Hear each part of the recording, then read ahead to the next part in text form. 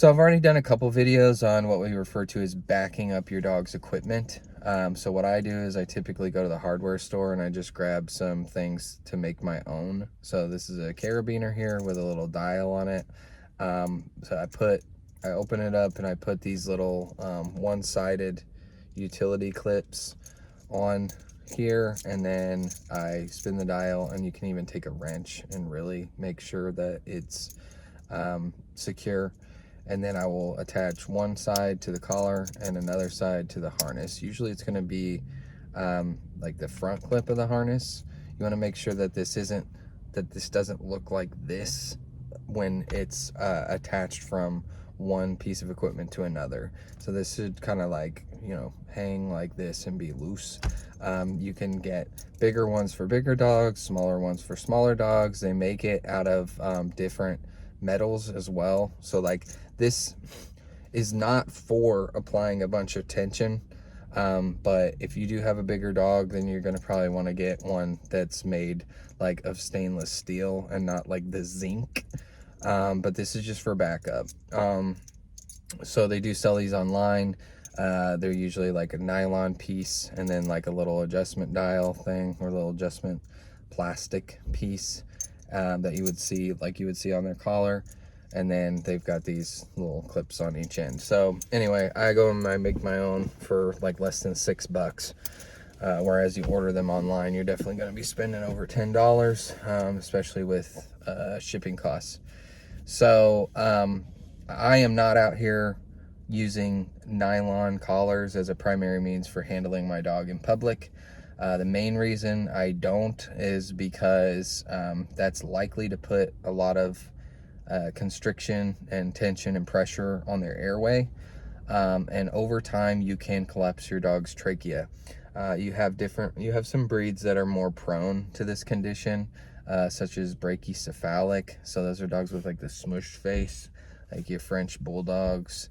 And in terms of like, you know, your pugs and even your Cavalier King Charles, we're not going to go down the list of dogs, but even like in any breed, chronic pressure, like chronic constriction of the airway, like over time, can result in a collapsed trachea. And that's something that's you know, important enough to me, like that I want to, like, that's a condition in which like a condition that I want to avoid bringing about in my dog.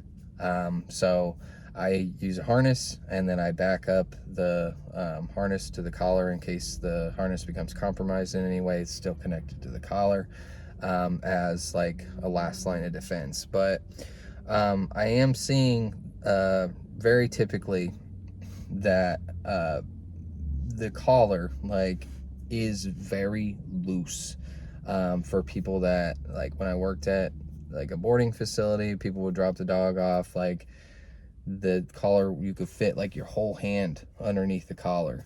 Or, you know, I go work with people's dogs or whatever the case may be. If they are relying on that collar exclusively for walking their dog out in public, that thing is way too loose. If you can, like, suffice to say, if you can take the collar and remove it over the top of their head, then it's too loose.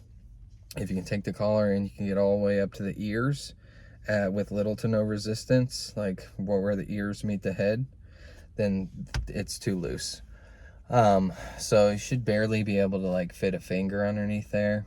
Like if you see the skin curling and rolling over the collar, then you're certainly too tight.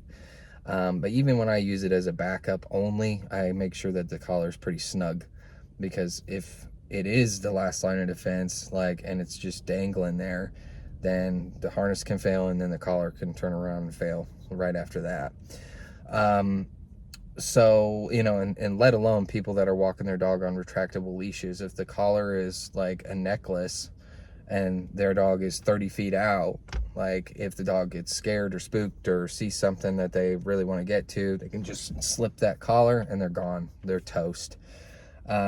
So the other thing that I make sure that I do, especially when I'm making sure that the harness is snug or the collar is snug, is I always take my finger and put it between the dog's skin and when I'm clipping.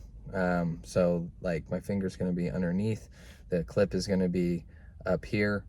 So I make sure that I do not pinch my dog when I am putting on or even taking off their gear. So when I'm putting it on, finger under. When I'm taking it off, finger under. It's not outside the realm of possibility that you could snag them when you're unclipping it as well.